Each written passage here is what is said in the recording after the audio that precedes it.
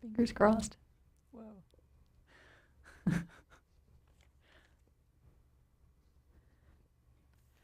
Good morning, everybody. Wow. That is really loud. Okay, evidently we're having a sound issue. So those of y'all watching on broadcast, you get the good sound.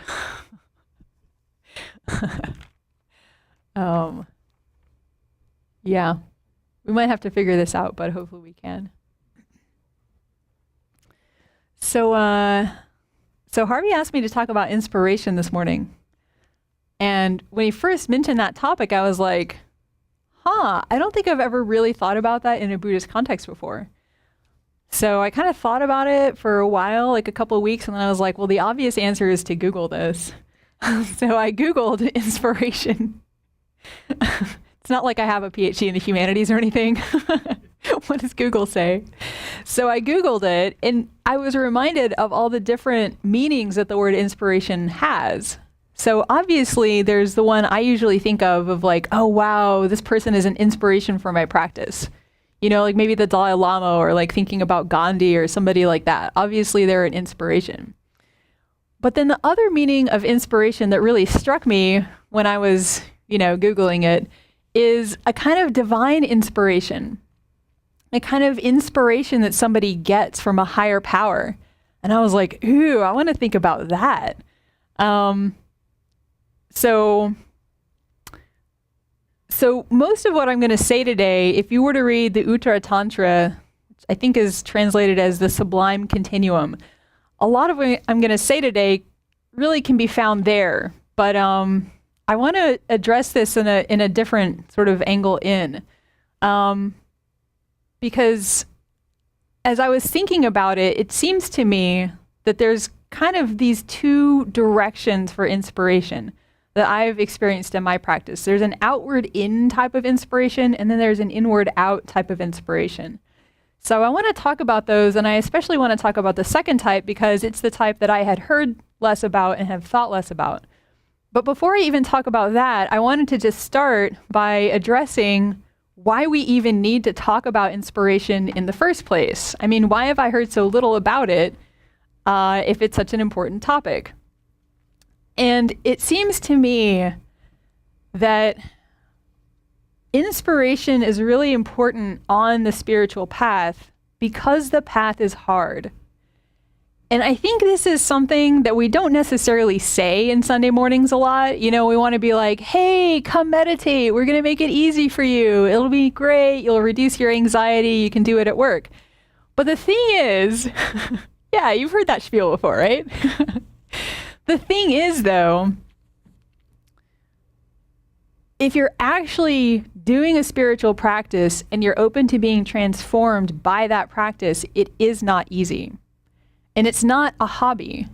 And this is something I really realized after my mom passed away. Like, I think I had been doing Dharma as like, oh, I meditate in the morning. That's my hobby.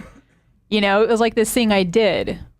But there's a real difference, I think, between doing Dharma or doing meditation as a hobby, something that kind of just adds to your life and, makes you a little bit different, maybe like, oh, yes, I meditate. Obviously, I must be spiritual.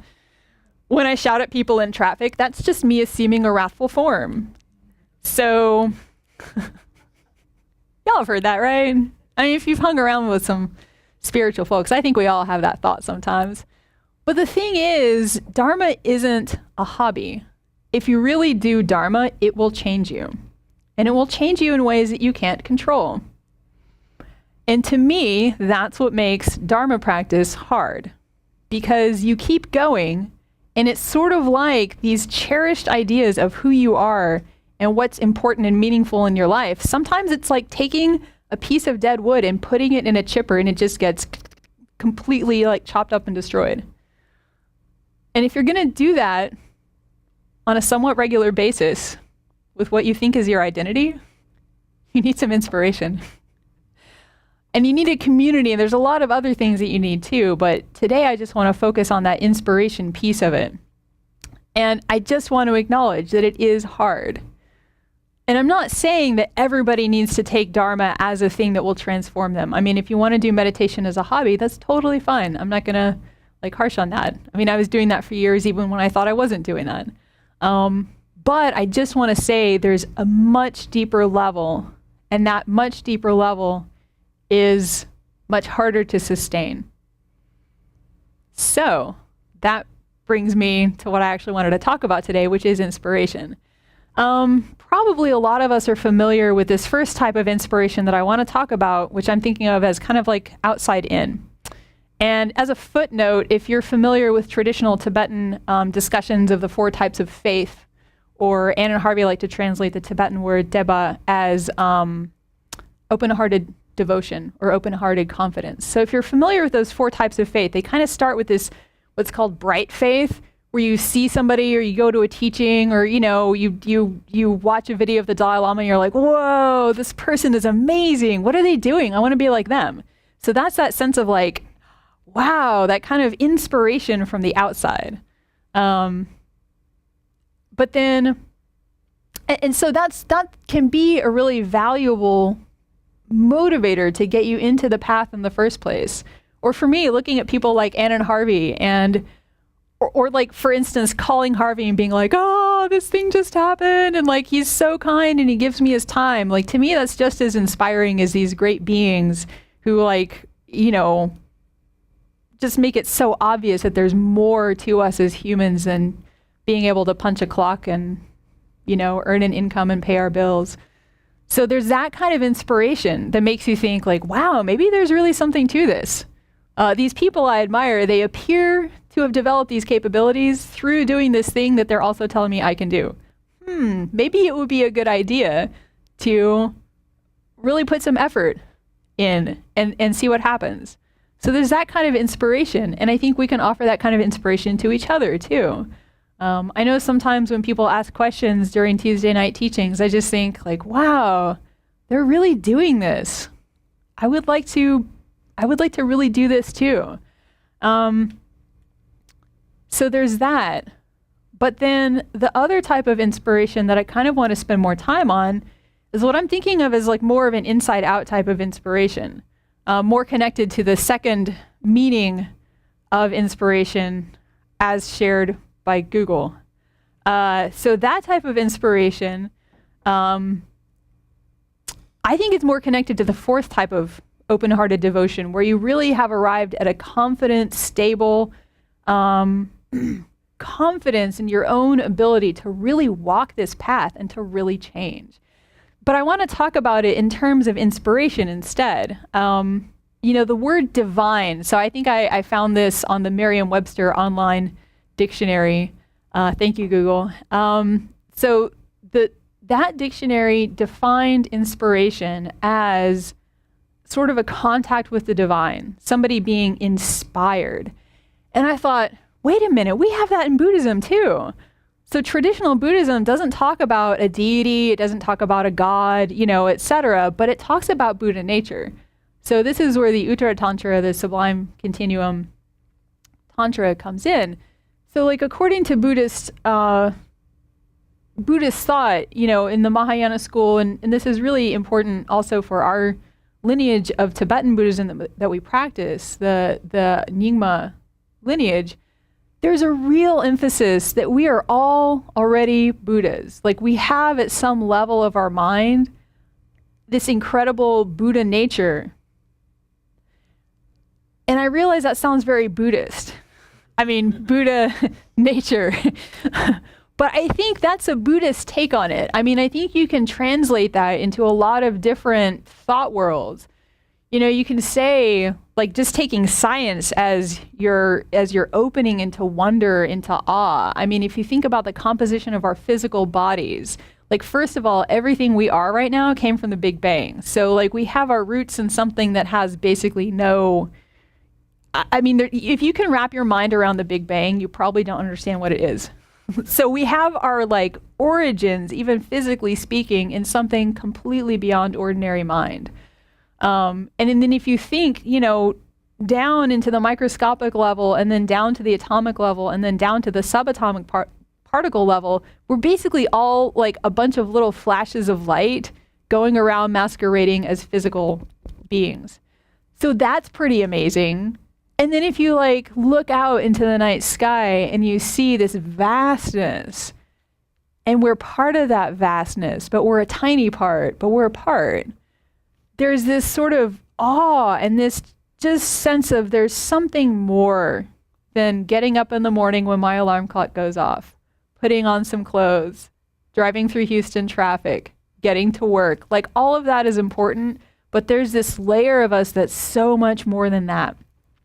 And so that's what Buddhists are talking about when we talk about Buddha nature. And that's what I want to talk about in terms of the second type of inspiration. So traditionally speaking, inspiration, in a Western context, it comes from God. But I think in the context of a meditative life, so not just one meditative session, but if you keep doing this for months and years and decades, you have moments of this kind of inner inspiration where something of your own deepest level, or maybe just deeper level, here's like the bandwidth that we devote to, work and family and school and all that sort of stuff. And a few layers deeper down, there's something joyful, there's something open and alive. And every now and then that comes through in meditation. And then if you keep going, sometimes you just have these openings into just maybe even a glimpse of a state of mind that makes you think, maybe all this talk about Buddha nature, maybe it's not so crazy. Maybe there really is something within each of us that is profound and that's already open and spacious, and we've covered it over with all this other stuff. So that's the sense in which I think that second type of inspiration can really help to give you the forward impetus to keep going when practice is hard, to give you the impetus to stay curious. It gives you the impetus to stay compassionate, because if I have this within myself, whoever is driving me crazy in my life at the moment, they probably also have that. Maybe not, but it seems likely. So I think that type of inspiration is actually really important. And that leads me to the last thing I wanted to say. And then if we have time, maybe we can take some questions. The last thing is, I feel like there are a lot of obstacles to our being able to take in that second type of inspiration. I think often if you have one of those moments when you realize, there's something in this being that I am, there's something vast, there's something mysterious and profound. I think it's easy, at least for me, maybe this is not the case for y'all, but I'll share it in case it is. It's easy for me to think, well, that's my imagination. I couldn't actually be like that. That's just, I've been brainwashed by these Buddhists into thinking that there's something so amazing inside me, when we all know whatever it is in our own personal history that makes us feel small. So I think that's for me, a really significant type of obstacle to feeling that kind of inspiration, not just for a moment, but for being able to settle into it, to really think like, wow, what is this? Could life really be like that? So there's that type of obstacle, that kind of shutting down or being afraid to kind of spread your Dharma wings.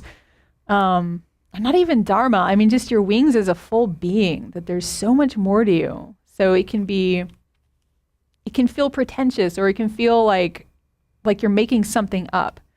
But according to Buddhist doctrine, you're not. You're actually kind of settling on something that was already always there. And the other type of obstacle, I think, to being able to settle into this kind of expansive inner inspiration moment is kind of the opposite of the first, where you take it as like self-aggrandizement, like, wow, I must be amazing. I had this moment.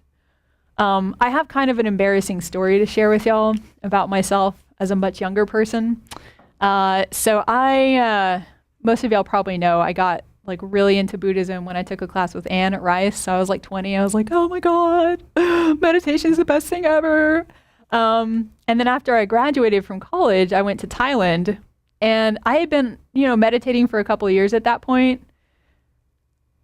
This was my job plan. I was a religious studies and English double major. I'd like to think that has nothing to do with it. But my career path, I figured I would go to Thailand, do some 10-day Vipassana retreats, become enlightened.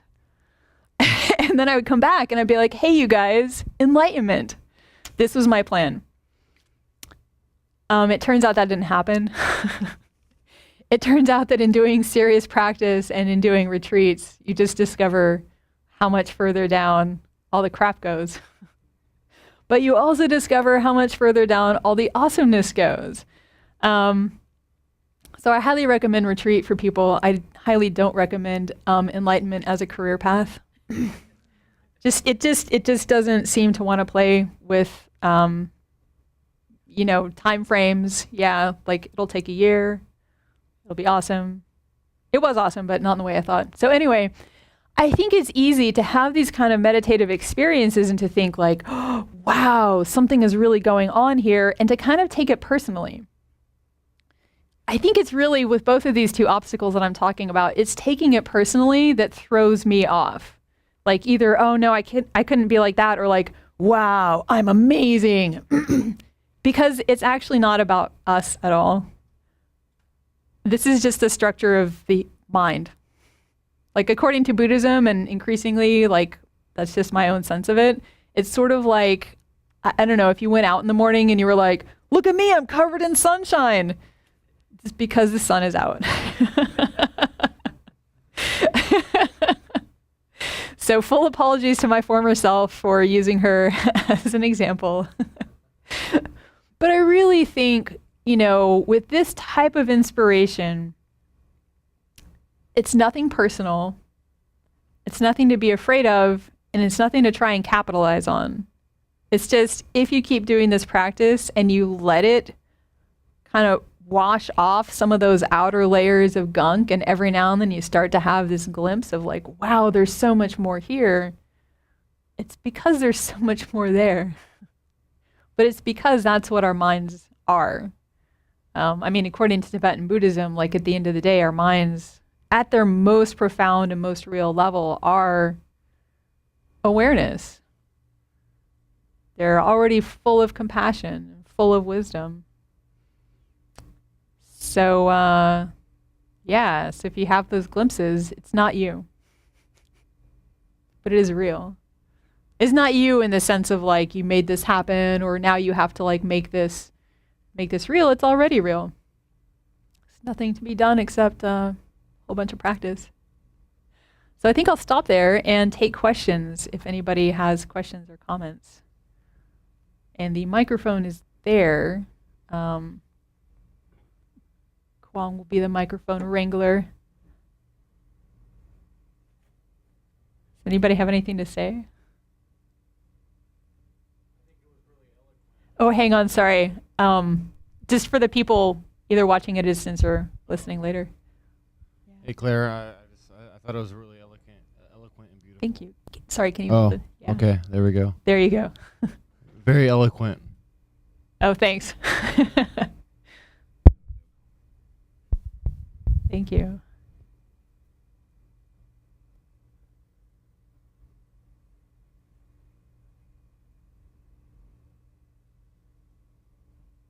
Just share feedback if you feel like it, like, what? Or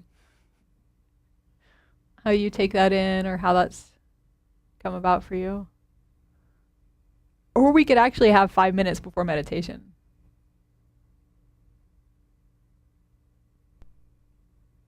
I have something to say. I can relate to what you said, because, I've gone through periods where, I'm not really that. I'm not really worth it, Mm. And then I get to a point where sometimes I get, I'm awesome. I'm the best. And it's always going back between the two extremes, and eventually I'm getting kind of more in the middle, right? So that's been a constant thing. That's, you go too high, you go too low, and you just can't seem to kind of just be even, about it. So. Thanks for sharing. I'm glad it's not just me. Yes, in terms of not just you. So this idea of what might come up when you experienced that, you said this idea of I might have made it up, like imagine it. And for me, what comes up is I'm being immodest. Yes. And then I have to tamp it down and get Yes. small again. Mhm. That's frustrating. But I mean, because I would like to grow some of it, but I'm terrified of the sun is shining on me, right? I mean, I'm like, so there's this tension constantly between this righteousness and then this like smallness. Yeah. Icky. But so my word is modesty. Not I don't believe I made it up, but I start to think I'm being immodest. Mm-hmm. That's my experience of that. Yeah. Thanks for sharing. I think that's really important, that it feels immodest to be like, there's Buddha nature in here. I mean, what more outrageous claim could you possibly make? Hey, did y'all see my Buddha? I can show her to you in just a second. But it's really interesting though that actually in the Buddhist tradition, they call both of those. So I didn't actually like make this explicit, but like both of those, like I should be small, I shouldn't claim, or I shouldn't like, yeah, I shouldn't let go of that sense of smallness. Like that's actually a form of pride in the Tibetan or in the Buddhist tradition, because it's a sense of self. I am small, I am quiet, I will stay hidden. That's a sense of self that's not in alignment with our ultimate nature. In the same way that I'm amazing. Did y'all see what I just did on the meditation cushion? Like that's obviously also not our most true and most deep self. So to me, it's really helpful to hear that both of those extremes are diluted, because often in our culture, we get this message that like, we shouldn't praise ourselves, we should be modest. And I think especially if you're female, there tend to be more of those, those messages to you. Just stay, a little bit smaller than you are. And what this is saying is like, no, neither of those is true. What's real? Can you find that and live from there? Which is at least one whole lifetime's worth of practice. So now we need a couple of minutes for the broadcast team to go to the next link. So if you need to take a quick break, that would be a good thing to do.